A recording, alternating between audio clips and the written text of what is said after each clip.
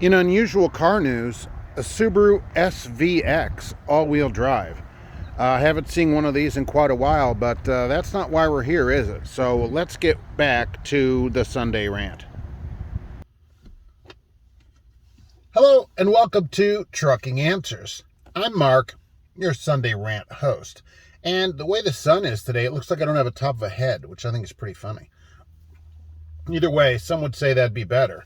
Anyways, I want to remind everybody before we get started that tomorrow, the live show will be live from Joliet, Illinois at GP Transco at their headquarters. We'll be live at regular time, 12:30 Eastern time, 12:30 p.m. So please be there, and I hope to see everybody on the show. So besides the SVX, this week I got a number of letters from people. I don't know why these always come in groups. Drivers griping that they are being hosed by their company. Mark, they're not doing me right. They're taking advantage of me. They're not doing the right thing. And here's the thing about this, if you're being paid what they say they will pay you, you are not being hosed by your company.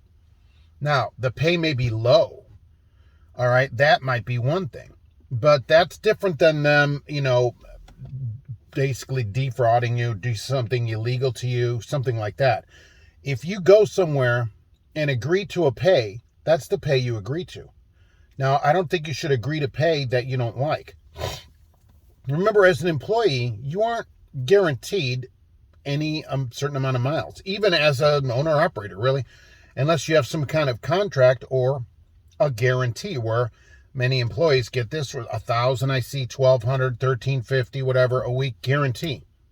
Other than that, if you don't have that and they don't run you for whatever reason, that's it. I mean, that's the deal. Your option is to leave. It isn't that they're, taking advantage of you or anything like that.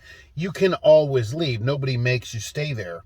That's the thing about that. When you write in and then I say, well, send the owners, not the owner's manual, because I'm looking at this car, send the driver manual or, what is their pay, and so they'll send me the sheet that they got. And then we look and see, okay, so they don't pay detention, or they don't pay detention for 6 hours, or they don't pay layover for 2 days. I had somebody write that. Oh, Mark, I was down a day and I haven't make any money, but it turns out they don't offer any detention until you're broke down for 48 hours or laid over or anything else. And then it's $50 a day for a whole 24 hours. So they didn't really do anything wrong. Now, should they pay you? Yes, of course. But they don't pay people because they'll sit there for 2 days away from their family without getting any money. Did you know you can stay home and not make any money? It's true. Turns out that's true. But if the company is doing what they said, your option is to go to them and say, look, you're either going to pay me more or I'm leaving. And they'll likely say, well, be sure to write, because it's not like they care. Any company that would make you sit for days and then give you $50, they don't really care, all right, that much about you.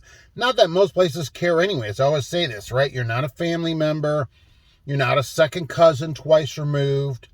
You're there to work, and if they're not providing you an income stream, an income to feed your family, then go somewhere that will.